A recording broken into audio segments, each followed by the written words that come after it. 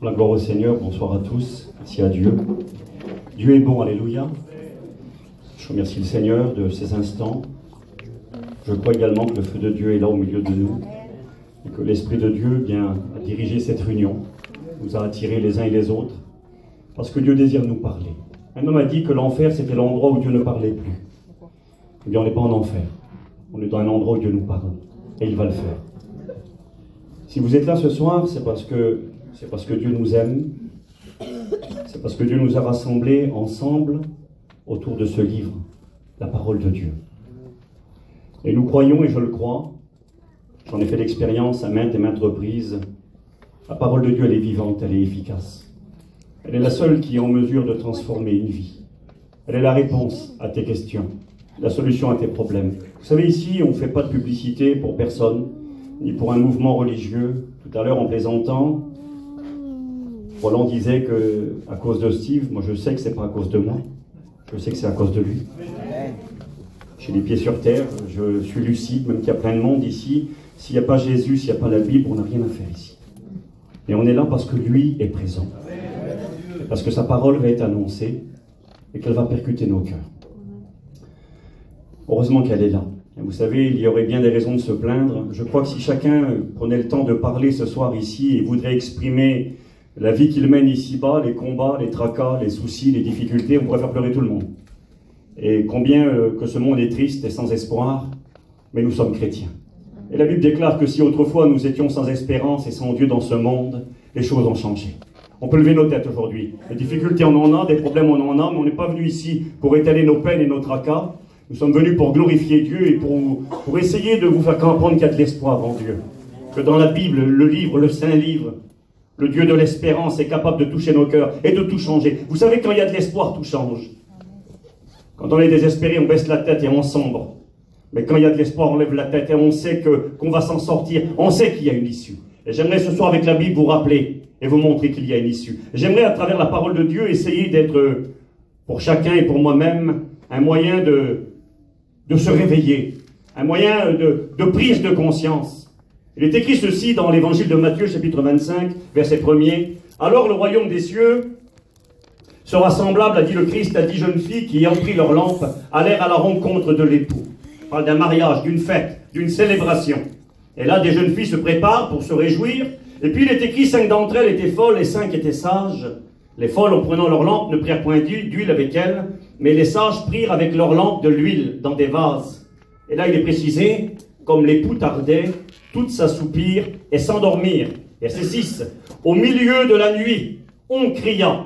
On, c'est pas marqué qui. C'est marqué au milieu de la nuit, on cria. Voici l'époux, allez à sa rencontre. Alors toutes les jeunes filles se réveillèrent, préparèrent leurs lampes. C'est marqué ceci. Il y avait un temps de sommeil, ces 10 jeunes filles qui s'étaient préparées pour un mariage, une festivité, une réjouissance. C'étaient toutes endormies. La nuit était longue, la nuit était avancée, et puis elles étaient assoupies, endormies. Et puis là, au milieu de la nuit, il y a quelqu'un qui crie, qui dit « Réveillez-vous! Voici l'époux, il est là, il arrive, c'est le moment de partir !» Et vous savez, cette histoire nous parle du retour du Christ. Elle nous annonce un moment où il y aura un sommeil qui gagnera l'humanité. Un moment d'inconscience. Quand tu dors, tu n'es pas conscient. Tu n'es pas conscient de ce qui se passe autour de toi. Tu n'es pas conscient même du danger s'il y en a un. Mais quand tu es réveillé, tu prends conscience. Et il semblerait que selon l'Écriture, c'est ce que Jésus nous enseigne, que dans le moment où il reviendrait, il y aurait un moment d'insouciance. Il y aura un moment où même le peuple de Dieu, parce que nous le savons, les 5 jeunes filles qui ont pris de l'huile et qui sont prêtes pour les noces, elles-mêmes sont endormies, ou même l'Église parfois a besoin de prendre conscience. Je vais vous dire quelque chose. Il m'est arrivé une expérience il y a quelques temps en arrière, 2 ans à peu près. Je suis allé faire une mission dans le bas de la France. Et puis, j'ai été surpris, mais pas une bonne surprise, pas satisfait, étonné et surpris. J'avais fini une réunion, et puis un prédicateur est venu me voir, et il m'a dit qu'il était étonné, à travers la Bible, il était étonné de réaliser que Jésus pouvait revenir si rapidement que ça. Il m'a dit, vraiment, je ne pensais pas que ça pouvait se faire si vite que ça. Et puis je suis allé dans une autre église, encore dans le bas de la France, dans l'ouest, sud-ouest. Et puis là, pareil, un prédicateur, un ami, un copain à moi, et qui me dit, moi, tu sais, je crois pas que le Seigneur peut revenir maintenant. Je crois dans 20 ans peut-être. Je pense dans 20 ans, disait-il. Je pense. Vous savez, quand on était aux écoles bibliques, maladroitement, je l'ai déjà dit, mais à plusieurs reprises, maladroitement, j'ai eu posé des questions aux professeurs. Et puis ça m'est arrivé de leur dire ceci. Frère Intel, qu'est-ce que tu penses de ça? Je me souviens que Jimmy, en particulier, notre président, répondait quasiment tout le temps pareil, à moi et aux autres. Il disait tout le temps, les garçons, ce que je pense, ça vaut rien. Ce qui compte, c'est ce qui est marqué dans le livre. Et ce qu'on pense, ça vaut rien. Le prédicateur, mais moi, Steve, je pense que non. Moi, non, on a 20 ans devant nous. Je ne sais pas où il a vu, je ne sais pas quels étaient ses arguments, je ne sais pas sur quoi il s'appuyait. Et puis j'étais un peu déçu de voir que parfois, parmi même mes frères, il y avait cette inconscience de cette réalité biblique, que c'est vrai que Jésus peut venir à n'importe quel moment. À un moment, il est écrit qu'ils ne se douteront de rien, et que ce jour les surprendra tous, ça sera comme un filet jeté sur le monde. À un moment d'inconscience. Et là, il est écrit qu'au milieu de la nuit, une voix crie et dit « Réveillez-vous, préparez-vous, c'est le moment du départ ». Et parfois, on a pensé que cette voix qui crie au milieu de la nuit était la voix de l'archange, le son de la trompette de Dieu, et que les chrétiens, morts dans la foi, ressuscitaient, et que les vivants étaient transformés en un instant, en un clin d'œil, et qu'ensemble ils partaient dans la gloire avec le Christ. Eh bien, moi, c'est pas ce que je comprends du texte. La voix qui crie au milieu de la nuit, c'est pas la voix d'un archange, c'est pas la voix qui retentira, ni le son de la trompette qui retentira quand l'enlèvement aura lieu, parce que nous voyons que quand la voix retentit, les jeunes filles se réveillent, même celles qui sont prêtes se réveillent, et qu'elles ont le temps de finir les derniers préparatifs. Celles qui sont folles, eh bien, essayent de s'activer, mais il semblerait que, eh bien, à ce moment-là, elles n'ont pas le temps de prendre la bonne décision, et puis il y a un laps de temps qui s'écoule. Quand l'enlèvement de l'église aura lieu, il n'y aura pas de laps de temps. Ça va se faire à une vitesse tellement rapide qu'il n'y aura pas le temps de se préparer. La Bible nous parle d'un clin d'œil, le terme grec anatomos, espace de temps indivisible, même pas une seconde, un claquement de doigts, puis ça y est, les gens disparaissent. Il n'y a pas de préparation possible. La voix qui retentit au milieu de la nuit est une voix qui appelle à la préparation. Et je crois qu'à travers nos messages et à travers la Bible ce soir, c'est le désir de mon cœur, je voudrais peut-être essayer de nous réveiller les uns et les autres. Peut-être essayer de prendre conscience, est-ce que c'est vrai que Jésus peut revenir ce soir? Est-ce que vous le croyez? Je le crois également. Alors ce soir, j'aimerais voir avec vous des choses que vous connaissez, je pense, pour beaucoup de ce que je vais vous communiquer. Un frère disait un jour, méfiez-vous du nouveau. Parfois, on veut écouter beaucoup de nouveaux, mais restons sur l'évangile. L'évangile, c'est des bases anciennes et on est sûr de ne pas se perdre. Faisons attention aux nouveautés. Mais néanmoins, l'essentiel de ce que je dirai sera un rappel. Et puis, je crois que néanmoins, là, dans ma démarche personnelle, j'ai découvert quelque chose en étudiant la Bible. Mais je me suis rendu compte qu'en réalité, j'ai rien découvert. J'ai découvert en lisant, j'ai eu, à travers ma lecture, j'ai eu une compréhension. Et je me suis rendu compte que c'était cohérent, que ça collait avec l'écriture. Et puis en faisant des recherches, ben, j'ai vu que d'autres l'avaient découvert avant moi. Vous savez, on n'a rien appris. Un jour, je prêchais dans un chapiteau, je faisais une réunion, j'étais content. Dieu m'a mis un petit message sur mon cœur, c'était une découverte pour moi. Et puis j'ai prêché de tout mon cœur le mot de Dieu que Dieu m'avait placé sur mon âme. Et puis quand la réunion a fini, il y a un vieux prédicateur qui est venu me trouver, un cousin de ma mère. Et il l'a fait plein d'amour et gentiment. C'était pas pour me blesser, mais c'était vrai. Il m'a regardé avec beaucoup de joie, il était content. Il m'a dit, Steve, c'était une bonne réunion. Ben, je dis, voilà, j'ai fait ce que Dieu a mis sur mon cœur. Et il m'a dit ça, il m'a dit, tu sais, Steve, j'ai prêché ça il y a peut-être 20 ans en arrière. Moi, je venais de découvrir, j'étais content. J'ai pas été blessé, il n'a pas fait pour me faire du mal, mais j'ai compris qu'on n'inventera rien de toute façon. Qu'on n'est pas là pour inventer, la Bible est suffisante. Donc ce soir, j'aimerais essayer de vous rappeler que je crois réellement que Jésus peut revenir maintenant. Et qu'il faut vraiment être. C'est pas un message sensation. Vous savez, sans prétention de rien, je suis un grand garçon aujourd'hui. Puis on n'est pas en train de jouer qu'on va faire une réunion quelque part. Je vous l'ai dit qu'on a des soucis. Je suis venu tout à l'heure sur la route, on m'a appelé pour me dire que ma tante était morte dans l'après-midi pendant que je venais. Donc j'aurais pu faire demi-tour et puis j'ai décidé de venir quand même faire la réunion ce soir et puis je repartirai certainement demain en Bretagne. Donc on n'est pas là pour s'amuser, mais on est là pour être bénis ensemble. On est là pour comprendre la parole de Dieu, pour que nos intelligences s'ouvrent et que surtout cette parole de Dieu descende dans nos cœurs. Je me souviens un jour aux études, un frère donnait un cours et puis il essayait de faire comprendre aux étudiants un sujet assez difficile. Et puis il y a un étudiant, Zinda, il n'arrivait pas à comprendre. Alors il levait la main, mon frère, je ne comprends pas ce que tu dis. Et puis le frère essayait de donner avec des explications différentes pour que l'étudiant comprenne et il ne comprenait pas. Et puis je me rappelle de ce témoignage que expliquait notre professeur. Il disait qu'à un moment donné, l'étudiant en question qui ne comprenait pas Zinda, c'était compliqué pour lui. Mais à un moment donné, il a ouvert sa chemise. Isaac, il a ouvert la chemise. Quand il a compris, il a ouvert la chemise. C'est bizarre, hein? Il a ouvert sa chemise, il a fait voir sa poitrine, il a tapé sur son cœur. Et il a dit, ça y est, j'ai compris. Ça m'a plu, ça. Il n'a pas tapé sur sa tête. Ça y est, c'est rentré dans les neurones, c'est classé ici. C'était rentré dans son cœur. Et ce que je voudrais ce soir, et c'est le désir de Dieu, c'est que cette parole de Dieu puisse percuter nos cœurs. Vous l'avez compris, Seigneur, un instant? Isaac, fais-le, s'il te plaît. Que Dieu nous bénisse et nous parle. Nous voulons te bénir, Seigneur, comme à la bonne table, pour écouter ta parole, Seigneur. Avec nos faiblesses, Seigneur, nos difficultés, nos vies. Tu es le roi des rois, tu es notre Seigneur. Alléluia. Tu connais nos vies, tu connais nos cœurs. Oui, Seigneur. Veuille nous bénir ce soir, Seigneur, et bénir nos messagers, Seigneur. Tu sais que j'ai déjà fait, Seigneur, pour la bénir. Merci, Papa. Que ta parole, comme elle doit être annoncée ce soir, Seigneur, et persécuter les cœurs qui n'appartiennent pas ce soir. Merci. Et portez main sur chacun d'entre nous, Seigneur, et bénis notre histoire. Que ton nom soit fait, Seigneur, dans cette soirée. Bénis chacun d'entre nous, Seigneur. Amen. Alléluia. Que Dieu soit glorifié et que Dieu soit béni. Voilà, j'aimerais lire la Bible avec vous dans le livre d'Ésaïe, chapitre 25, verset 1er. Je lis pour vous la Bible, Ésaïe 25, verset 1er, le prophète de l'Ancien Testament. Il y a maintenant 2700 ans en arrière, nous a annoncé des événements qui arrivent aujourd'hui. C'est extraordinaire. Je suis souvent réjoui de prendre conscience, quand je lis ma Bible, ce vieux livre-là, bien de réaliser que c'est le journal de ce matin. Avec précision, des détails sont donnés d'événements qui allaient avoir lieu des centaines d'années plus tard. Personne n'est capable de faire cela. Dieu seul.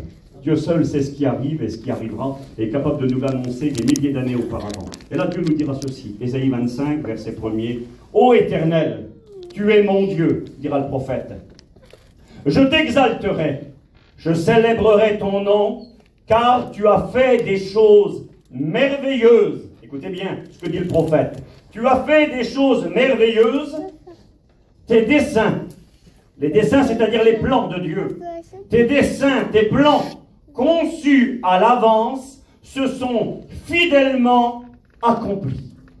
Les plans de Dieu, les desseins de Dieu que Dieu a préparés à l'avance se sont fidèlement accomplis. Et je vais vous montrer que la Bible, que Dieu n'est pas pris au dépourvu, que Dieu n'est pas surpris, que Dieu non plus n'est pas en retard. Tarzan, il n'aime pas ça, notre professeur. Il n'aime pas quand un étudiant ou un prédicateur ou un chrétien dit « le Seigneur tarde ». On le dit des fois maladroitement. Hein. Si le Seigneur tarde, mon petit aussi dit ça des fois. Il dit « Tata, si le Seigneur tarde, il dit quand je serai grand, il dit ». Et puis non, c'est vrai, le Seigneur n'est pas en retard. À vue humaine, il peut tarder. Il est marqué dans la parabole que nous avons lue des 10 jeunes filles, il est marqué comme l'époux tardait. Au niveau humain, pour nous, il semble en retard. Pour nous, il semblerait qu'il y a un problème à l'horloge de Dieu. Mais l'horloge de Dieu n'est pas en retard, elle n'est pas en avance, elle n'est pas en retard, et c'est à l'heure ponctuelle. Dieu ne sera pas surpris. Il est écrit, nous l'avons lu, Dieu a des desseins conçus à l'avance qui vont fidèlement s'accomplir. Et je vais vous montrer combien l'horloge de Dieu est bien réglée ce soir. Vous savez, concernant les signes précurseurs, c'est-à-dire qui devaient arriver avant que Jésus ne revienne pour enlever son Église, j'en ai recensé 5 principaux dans la parole de Dieu. Il y a 5 signes que la Bible avait annoncés avec détail, les prophètes, Jésus, les apôtres, nous avaient donné des informations pour que l'on puisse ne pas être surpris. L'apôtre Paul dira dans 1 Thessaloniciens chapitre 5 que nous, les chrétiens, eh bien, nous ne sommes pas des ténèbres pour que ce jour, c'est-à-dire le retour du Christ, ne vienne sur nous à l'improviste. Et il précisera, l'apôtre, que nous sommes, nous, des enfants de lumière. Oui, nous sommes des enfants de la lumière. C'est marqué, on connaît le psaume 119, verset 105, « Ta parole est une lampe à mes pieds et une lumière sur mon sentier. » Puis éclairé par la parole de Dieu, la Bible, nous savons. Nous ne connaissons ni le jour ni l'heure, ça appartient à Dieu le Père, mais néanmoins nous savons en quel temps nous sommes à l'horloge de Dieu. Parce que Jésus dira, j'ai noté le verset, Matthieu 13, verset 11, Jésus dira, « Il vous a été donné de connaître les mystères du royaume des cieux. » Et Jésus dira même à ses disciples, « Je vous ai tout annoncé d'avance. » Alors oui, nous avons des informations, nous avons des moyens de pouvoir nous situer à l'horloge de Dieu et de réaliser la véracité de l'Écriture. La Bible nous a annoncé les événements qui arriveraient avant l'enlèvement et les événements qui arriveraient après. Parce que la vie va continuer. Et vous savez ce que je réalise aujourd'hui dans mon cœur? Je réalise que plus les jours s'écoulent et passent, eh bien plus les événements qui doivent arriver après Parce que ceux qui devaient arriver avant sont tous accomplis. Je vais essayer de vous en parler ce soir. Mais les événements qui vont arriver après sont en train de se préparer partout autour de nous. La mise en place d'un gouvernement mondial, c'est imminent. Les nations se préparent, se dirigent pour mettre un homme, un super homme, qui bientôt va diriger le monde avec un gouvernement mondial. Tout est prêt. J'ai écouté ce politicien français qui rappelait et qui disait, pour mettre un gouvernement mondial en place, c'est pas très difficile, il faut 24 heures. On a les trois moyens, on a le pouvoir avec le système de l'armée de l'OTAN, on a le système économique avec le Fonds monétaire international, et puis on a avec le G20, les 20 nations les plus puissantes. En 24 heures, on peut mettre en place un gouvernement mondial effectif. C'est pas très difficile. Ils attendent simplement une grande catastrophe. Et la grande catastrophe, ça sera l'enlèvement de l'Église. Quand des millions de personnes vont disparaître en même temps de la surface de la Terre, des Américains, des Italiens, des Russes, des Africains, du monde entier, ça sera considéré comme une catastrophe. On appellera ça la grande catastrophe. Et puis là, le monde, la goutte aura fait déborder le vase, qui est aujourd'hui déjà à tout préparé, acceptera la mise en place de ce système. C'est tout proche de nous. Après cela, une guerre mondiale, où les puissances asiatiques joueront un rôle déterminant, c'est écrit dans le livre de l'Apocalypse, et toutes ces choses se profilent à l'horizon dans un avenir très très proche. On a quand même frôlé une guerre nucléaire il y a 2 ans en arrière avec la Corée, et puis on s'en est peut-être même pas rendu compte pour beaucoup d'entre nous. Donc, ce qui va arriver après se prépare à haut niveau, et on le touche du bout du doigt. Alors forcément, on est tout près de partir. Maintenant, ce qui devait arriver avant. Ce soir, je vais m'arrêter sur une de ces vérités, il y en a 5. La première, j'ai marqué la plus importante, et c'est sur celle-ci que je m'arrêterai avec vous le plus ce soir, c'est le signe par excellence. Le signe le plus important pour savoir à quelle heure nous sommes à l'horloge de Dieu, et pour savoir si Jésus peut réellement revenir, qui nous montre combien la Bible est digne d'être entièrement reçue, combien la Bible est la vérité, c'est Jérusalem.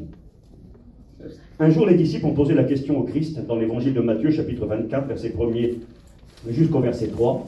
Jésus était avec ses disciples, il passait devant le temple de Jérusalem, qui était exceptionnel, extraordinaire, recouvert d'une vigne d'or, avec du marbre de Carrare, blanc avec des traits bleus. Enfin, un monument exceptionnel. C'était la fierté d'Israël, la prunelle de l'œil du peuple. C'était là qu'on adorait l'Éternel, c'est là qu'on offrait les sacrifices. Et ce temple était exceptionnel. Hérode l'avait rénové pendant plus de 40 ans. C'était un monument exceptionnel. Et puis quand les disciples regardent la beauté du bâtiment, vous savez, merci Seigneur pour les jolis bâtiments. Moi, je suis content, c'est un beau local ce soir. Mais Jésus revient. Alors ce local, on en a besoin. Nous aussi, on a monté une petite église en Bretagne et puis on est content. Et c'est vraiment secondaire, parce que ce qui a de la valeur dans ce lieu ce soir, ce sont tous les visages qui sont là devant moi. Toutes ces âmes qui sont précieuses aux yeux du Christ. Et les disciples étaient contents de voir la beauté du bâtiment. Ils ont dit à Jésus, t'as pas vu la beauté des pierres? Les spécialistes ont donné le poids d'une de ces pierres. J'ai eu l'occasion de la voir, j'ai eu l'occasion d'aller à Jérusalem, et puis d'aller dans les fondements du temple, là. Et puis j'ai pu voir cette pierre qui pèse plus de 500 tonnes. Extraordinaire. On ne sait même pas aujourd'hui encore avec les moyens modernes, on ne sait pas comment ils ont fait pour monter la pierre là-haut. Une pierre de 500 tonnes. Certains pensent qu'ils l'ont creusée sur place, c'est fort possible. Les plus grandes pierres des pyramides en Égypte, des bâtiments exceptionnels, 20 tonnes. Là, une pierre de 500 tonnes. On ne sait pas comment, c'est de la folie à l'état pur. Et les disciples ont dit, Jésus, t'as pas vu la beauté des pierres? Et Jésus leur dit, vous voyez ici, de toutes ces pierres que vous voyez, il ne restera pas pierre sur pierre qui ne soit renversée, tout sera détruit, le temple sera détruit.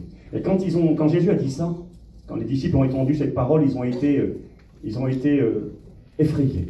Ça a été pour eux comme une douche froide. Comment le temple va-t-il être détruit? Alors vous savez, Jésus parlait souvent en parabole, et parfois les disciples ne comprenaient pas ce que Jésus disait.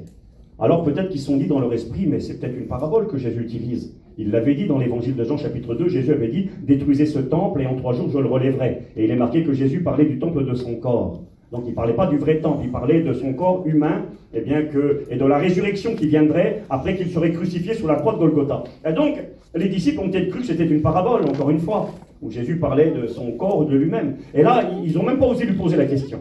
Ils ont attendu d'aller avec lui jusque sur la montagne du mont des Oliviers, en face de Jérusalem. On a une vue imprenable sur le temple. Et pendant qu'ils étaient là-haut, avec la vue sur le temple, ils ont osé poser la question dans l'intimité au Christ. Ils lui ont dit, Jésus, est-ce en ce temps-ci? Dis-nous quand ces choses arriveront. On a parlé de la destruction du temple. Mais explique-nous, quand ces choses arriveront-ils?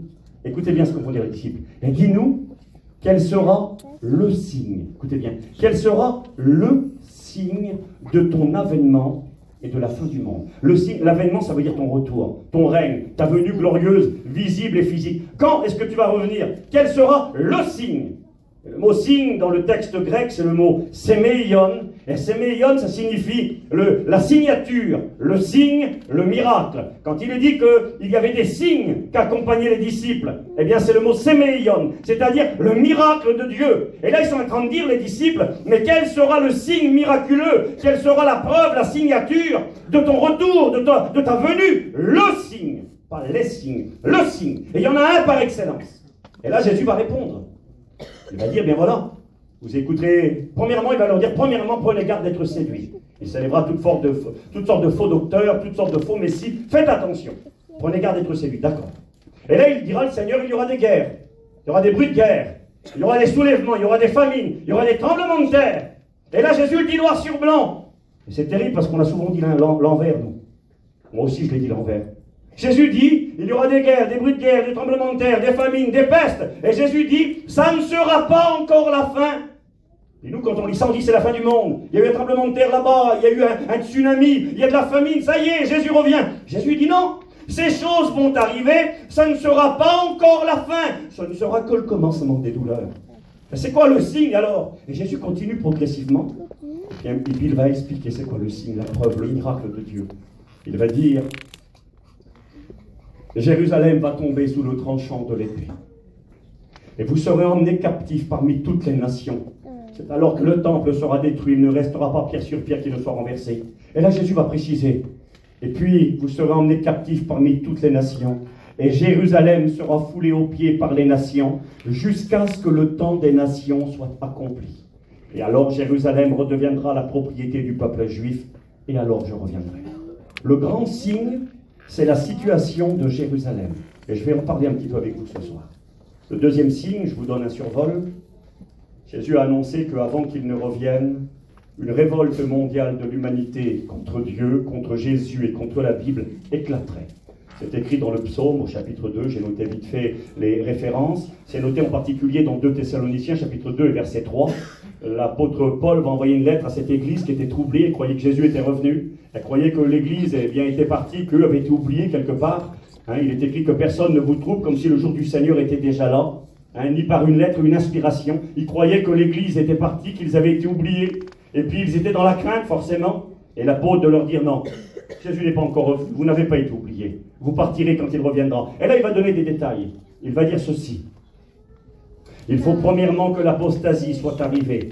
Et alors paraîtra l'homme impie que le Seigneur Jésus détruira par le souffle de sa bouche. Et une chose qui doit arriver, avant que l'Antéchrist ne se manifeste et dirige le monde, et avant que l'Église ne soit enlevée, Jésus l'avait annoncé, les apôtres l'ont confirmé, ça serait une apostasie, une révolte, un mépris, une rébellion, une guerre finale contre Dieu. Et aujourd'hui, quand on considère l'humanité dans son ensemble, on s'aperçoit qu'il y a une prise de position contre l'Évangile, une prise de position contre Jésus. On méprise le Christ, on méprise tout ce qui est du christianisme, on rejette la Bible, on rejette la morale chrétienne. Et à cause de cette révolte, j'ai des versets, je ne vous les lirai pas tous.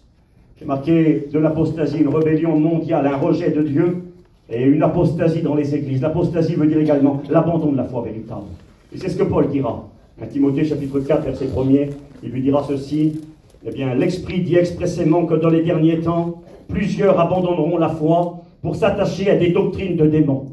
Et malheureusement, aujourd'hui, on considère que dans de nombreuses églises, qui autrefois étaient des églises fidèles, qui avaient pour autorité la Bible, la parole de Dieu, il y a eu un dérapage, il y a eu un abandon de la foi véritable, pour se laisser emporter par toutes sortes de doctrines mensongères, étrangères, qui ne sont pas conformes à la Bible. Et nous voyons ces choses arriver de nos temps.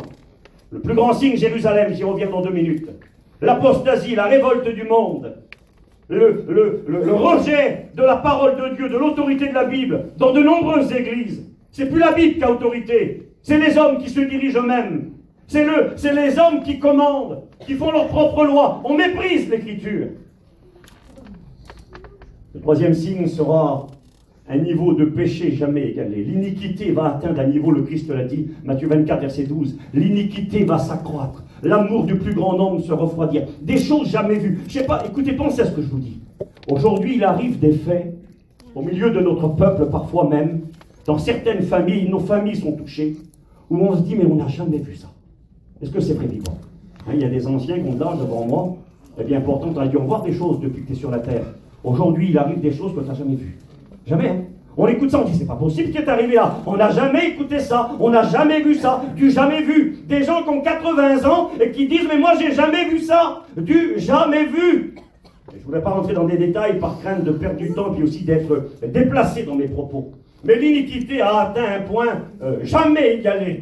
De la folie, une immoralité, de la souillure, de la saleté, au grand jour. C'est devenu la norme. Ces choses existaient par le passé, mais elles étaient pratiquées dans les ténèbres. Aujourd'hui, elles sont étalées au grand jour. Elles sont normales. On en est fiers. On se montre dans toute la souillure. Jésus l'avait précisé, l'iniquité allait s'accroître à un niveau jamais égalé. Et nous sommes dans toutes ces vérités. L'apostasie, la rébellion du monde, les fausses doctrines au sein de l'Église qui essayent de s'infiltrer et qui gagnent beaucoup de cœur.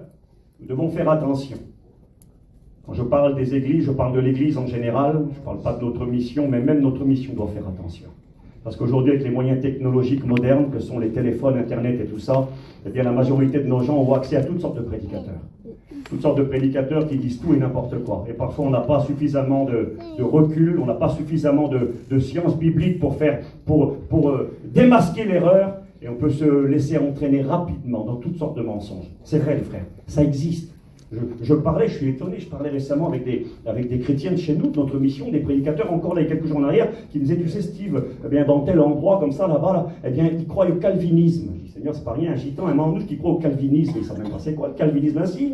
Les jeunes, aujourd'hui, ils regardent là, ils croient à la prédestination, sauver un jour, sauver toujours, ça existe là-bas aussi dans les pays étrangers. T'as accepté Jésus une fois, c'est bon. Après, tu vas dans le monde, tu fais n'importe quoi, tu quittes ta compagne, tu tues tout le monde. C'est pas grave, t'es sauvé, t'iras au paradis quand même. Sauver un jour, sauver toujours. C'est pas comme ça dans la parole de Dieu. C'est marqué dans 1 Corinthiens, chapitre 15, verset 1er. Voici l'évangile que je vous ai annoncé, que vous avez cru, que vous avez reçu, dans lequel vous avez persévéré, par lequel vous êtes sauvés, si vous le retenez dans les termes où je vous l'ai annoncé. Sinon, vous auriez cru pour rien. Voilà, c'est pas marqué salut un jour, salut toujours. La prédestination, on n'y croit pas. Dieu a décidé de sauver une partie de l'humanité. Ils iront au ciel, quoi qu'il arrive. Et les autres, eh bien, Dieu a décidé qu'ils iraient en enfer. Mais c'est pas marqué ça dans ma Bible à moi. Ma Bible à moi, c'est marqué dans 2 Timothée, là. C'est marqué chapitre 4, verset 2 ou 2, verset 4. C'est marqué Dieu veut que tous les hommes soient sauvés et parviennent à la connaissance de la vérité. C'est marqué non, le Seigneur ne tarde pas. 2 Pierre, chapitre 3. Dans l'accomplissement de sa promesse, mais il use de patience, voulant que tous parviennent à la connaissance de la vérité et que tous soient sauvés. Le Dieu de la Bible, il n'a pas décidé d'en mettre une partie en enfer et une partie au ciel. Le Dieu de la Bible, il veut sauver tous les hommes. Dieu a tant aimé le monde qu'il a donné son Fils unique. Alors des doctrines bizarres. J'étais dans le bas de la France l'année dernière. On me dit, Steve, tiens, dans telle région, là-bas, on enseigne des choses comme ça. Je dis, c'est pas possible, c'est qu'on arrive. Et je vois que ça s'infiltre chez nous. Alors, j'avance.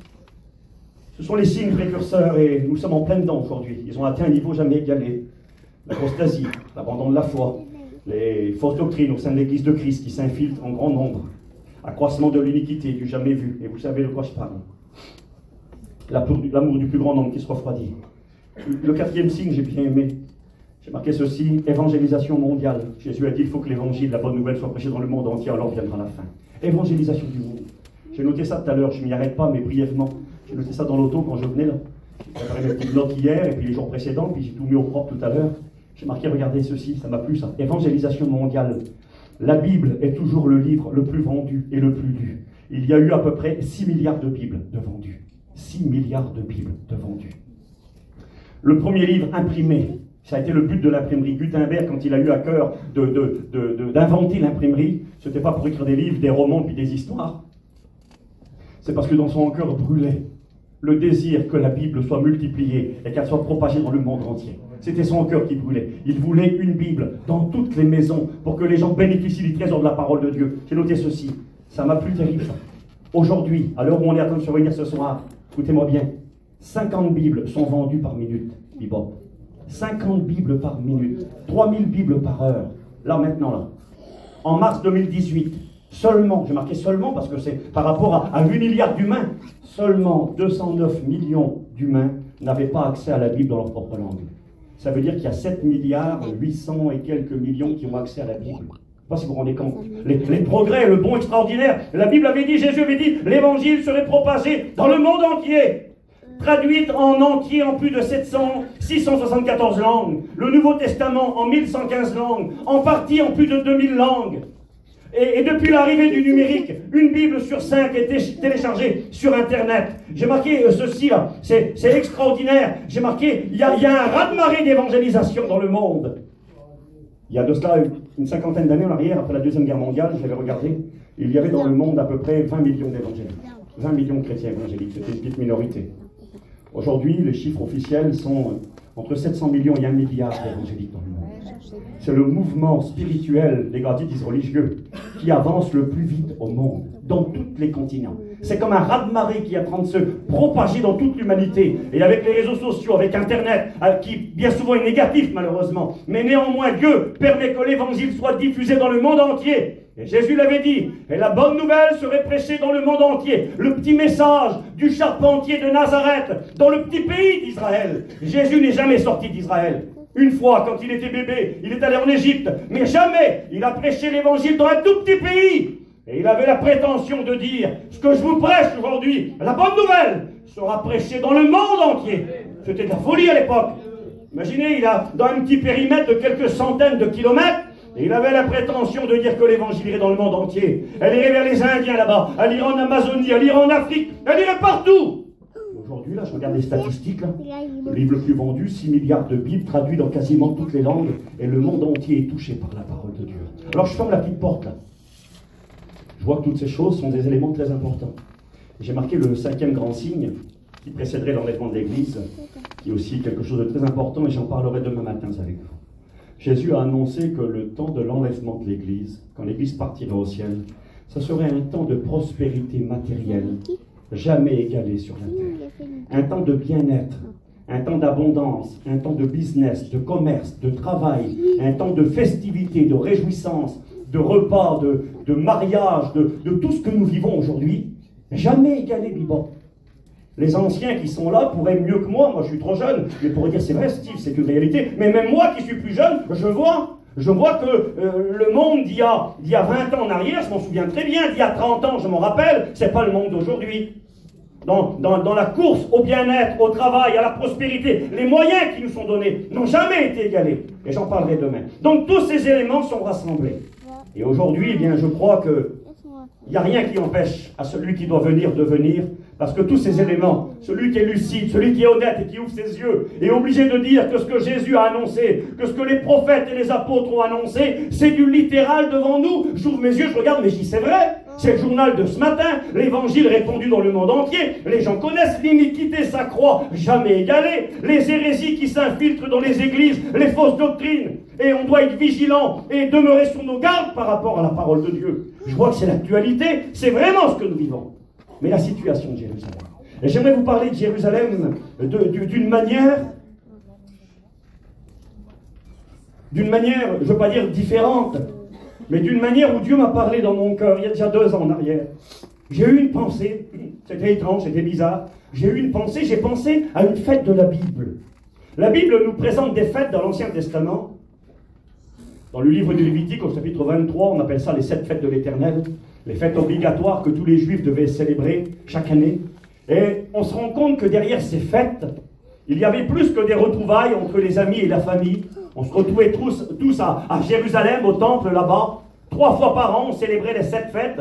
On en célébrait 3 la première fois. On en célébrait une la deuxième fois, pour la fête de Pentecôte, au mois de mai. Et puis ensuite, au mois de septembre, on se retrouvait pour une dizaine de jours pour célébrer les 3 dernières fêtes. Et on s'aperçoit que ces fêtes-là, en réalité, c'était un calendrier de Dieu. Dieu était derrière ces fêtes en train de révéler le plan de salut qu'il aurait pour l'humanité à travers son Fils Jésus-Christ. La première fête était celle de Pâques. Et puis c'est à cette fête de Pâques que Jésus allait mourir sur la croix de Golgotha pour sauver l'humanité comme un agneau sans défaut et sans péché. Et après la fête de Pâques, la fête qui suivait derrière, la deuxième, c'était la fête des prémices, où on devait manger du pain sans levain, sans levure. Le levain dans la Bible représente le péché, l'orgueil, la vanité, l'hypocrisie, tout ce qui n'est pas la gloire de Dieu. Et malheureusement, bien tous les hommes sont contaminés. On a tous du levain dans nos cœurs. Et Jésus allait être mis dans un tombeau. La mort avait touché le Christ. Et la mort, elle a un pouvoir sur l'humain à cause du péché. Car le salaire du péché, c'est la mort. Et à cause du péché, la mort peut nous toucher. Elle touche l'enfant dans le berceau, elle touche le vieillard, elle touche le jeune homme. Elle peut nous toucher à cause que le péché nous a contaminés. Et puis là, le Christ est là, saisi dans la gueule de la mort. Mais il est écrit ceci dans les Actes des Apôtres, que la mort n'a pas pu le garder. Elle a été obligée de le relâcher. Parce qu'il était réellement pur, le Christ, le seul, l'unique. Il était sans péché, il était propre. La mort n'avait aucune